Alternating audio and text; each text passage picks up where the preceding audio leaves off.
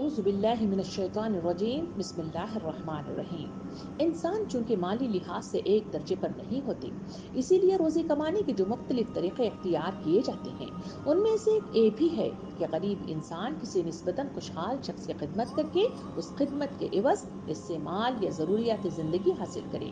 ان خدمت گزاروں کی دو قسمیں رہی ہیں، ایک یہ جو دوسروں کی ملکیت ہوتے ہیں مثلاً غلام اور کنیز، اور دوسرے وہ ہوتے ہیں جو آزاد ہی ہیں مگر دوسروں کی خدمت کر کے اپنی روزی کماتے ہیں۔ اسلام میں ان دونوں اقسام کے خدمت گزاروں کے حقوق قائم کیے گئے ہیں جنہیں ادا کرنا ضروری ہے۔ ان حقوق کا خلاصہ یہ ہے کہ غلام سے اتنا زیادہ کام نہ لیا جائے جو اس کی طاقت سے باہر ہو، غلام کی تنخواہ یا کھانا یا کپڑا یا دوسرے شرائط ملازمت کو دیانت داری سے پورا کیا جائے اور اس سے انصاف کیا جائے، خادم کے ساتھ حسن سلوک کیا جائے، خادم کے خطاؤں کو معاف کیا جائے، خادم پر ناروا اور ناجائز سختی کرنے سے پرہیز کیا جائے۔ جہاں تک طاقت کے مطابق کام لینے کی بات ہے، وہاں ایک واقعہ یوں آتا ہے کہ مارور بن سوید بیان کرتے ہیں کہ میں نے حضرت ابو ذر رضی اللہ عنہ کو دیکھا کہ آپ ایک جوڑا پہنے ہوئے تھے اور آپ کے غلام نے بھی ویسا ہی جوڑا پہنا ہوا تھا۔ میں نے آپ رضی اللہ عنہ سے اس کے بارے میں سوال کیا تو آپ رضی اللہ عنہ نے فرمایا کہ میں نے نبی کریم صلی اللہ علیہ وسلم کے عہد میں ایک شخص کو جو غلام تھا گالی دی اور اسے اس کی ماں سے آر دلائی۔ وہ شخص نبی کریم صلی اللہ علیہ وسلم کی خدمت میں حاضر ہوا اور نبی کریم صلی اللہ علیہ وسلم کو یہ بات بتلائی۔ اس پر حضور صلی اللہ علیہ وسلم نے ارشاد فرمایا، اے ابو ذر، تو ایک ایسا شخص ہے جس میں ابھی جاہلیت کا اثر باقی ہے۔ یہ غلام تمہارے بھائی ہیں، تمہارے مملوک ہیں، اللہ نے انہیں تمہارے زیر دست کر دیا ہے، بس جس شخص کا بھائی اس کے زیر دست ہو اسے چاہیے کہ جو خود کھائے وہی اسے کھلائے اور جو خود پہنے وہی اسے پہنائے، اور تم لوگ انہیں ایسے کاموں پر مجبور نہ کرو جس پر شوق ہو، اور تمہیں انہیں کسی ایسے کام پر مجبور کرنا ہی پڑے تو پھر اس کام میں خود اس کی امداد کرنا چاہیے۔ یہ کہتے ہوئے آپ نے فرمایا، اسی لیے میں اور میرا غلام بالکل ویسے ہی پہنتے ہیں جیسے ایک دوسرے کو ہمیں پہننا چاہیے۔ جہاں تک انصاف کرنے کی بات ہے، وہاں نبی کریم صلی اللہ علیہ وسلم نے حدیث مبارکہ میں کچھ یوں ارشاد فرمایا کہ جس شخص نے اپنے غلام پر تہمت لگائی اور یہاں تک کہ وہ اس کے لگائے ہوئے عیب سے بری تھا، خدا قیامت کے دن اس پر حد جاری فرمائے گا، لہٰذا اس کے لیے جو اس نے کہا وہ جو ویسا ہی ہو۔ اسی طرح نبی صلی اللہ علیہ وسلم نے یہ بھی ارشاد فرمایا، جس شخص نے اپنے غلام کو ظلماً مارا اور اس سے قیامت کے دن بدلہ لیا جائے گا۔ اسی لیے تو کہا گیا کہ ان غلاموں اور خادموں کو معاف کرنا چاہیے۔ معاف کرنے کے سلسلے میں بھی نبی کریم صلی اللہ علیہ وسلم نے اپنے احادیث کریمہ کے ذریعے سے ہمیں رہنمائی عطا فرمائی ہے۔ کچھ یوں نبی کریم صلی اللہ علیہ وسلم نے ارشاد فرمایا کہ ایک شخص نبی کے پاس آیا اور عرض کیا، یا رسول اللہ صلی اللہ علیہ وسلم، میں خادم کے قصور کو کتنی بار معاف کیا کروں؟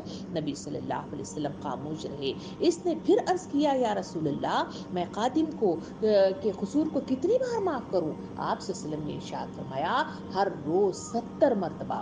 ظاہر ہے کہ اگر ہر روز انسان اپنے خادم کے قصور کو اتنی بار معاف کرے گا تو اس بات کا امکان کم ہی ہے کہ کبھی خادم کو سزا دینے کی نوبت آئے۔ نبی کریم صلی اللہ علیہ وسلم کے فرمان کا جو اصل مقصد تھا وہ یہی ہے کہ خدمتگار کے معاملے میں زیادہ سے زیادہ نرمی کا رویہ اختیار کیا جائے اور انہیں سزا دینے سے حتی الامکان اجتناب کیا جائے۔ اسی لیے ان خادموں اور ان خدمت گزاروں کے ساتھ حسن سلوک کرنے کی تاکید نبی کریم صلی اللہ علیہ وسلم نے امت کو عطا فرمائی ہے۔ فرمایا کہ جب تم میں سے کسی کا خادم اس کے لیے کھانا تیار کر کے لائے اور اسی طرح اسے اپنا کھانا خود تیار کرنے اور تیار کرتے ہوئے گرمی اور دھویں کی تکلیف اٹھانے سے بچا لے تو اس مالک کو چاہیے کہ خادم کا ہاتھ پکڑ کر اسے اپنے ساتھ کھانے پر بٹھا لے۔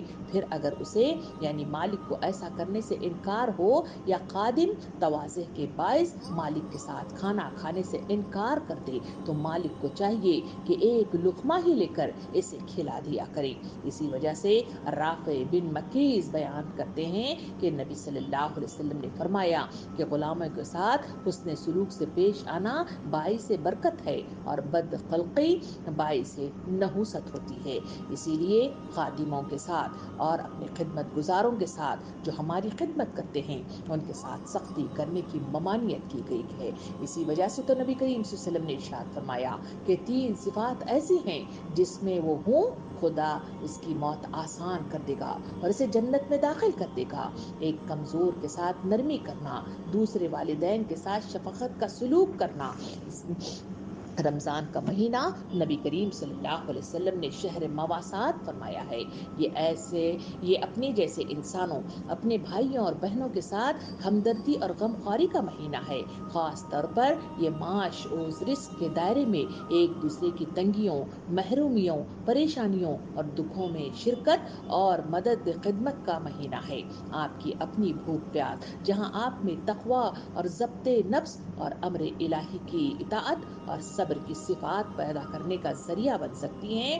اسی لیے کہا گیا کہ رمضان کے مہینے میں خاص اہتمام کیجیے اور اپنے بھائی بہنوں کے کام آیا کیجیے۔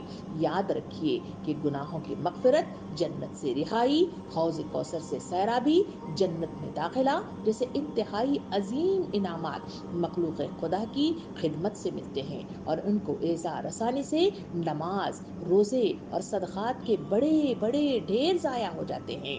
خدمت چھوٹی ہو یا بڑی، اس سے کوئی فرق نہیں پڑتا۔ جو آپ کے پاس ہو وہ دے سکتے ہیں وہ دے دیں، اور جو آپ کر سکتے ہیں وہ کر دیں۔ کسی چھوٹی سے چھوٹی چیز کو حقیر اور کم مت جانیے۔ اللہ رب العالمین ہمیں اس رمضان کے مہینے میں بہترین صفات عالیہ سے آراستہ کرے، بہترین تربیت حاصل کرنے کی توفیق عطا فرمائے، اور جو حقوق ہم پر عائد ہوتے ہیں ان حقوق کی ادائیگی کی بہترین ٹریننگ اور تربیت لینے کے لیے ہمیں موقع اور صلاحیت اور اسباق فراہم کرے۔ آمین۔ جزاکم اللہ خیر۔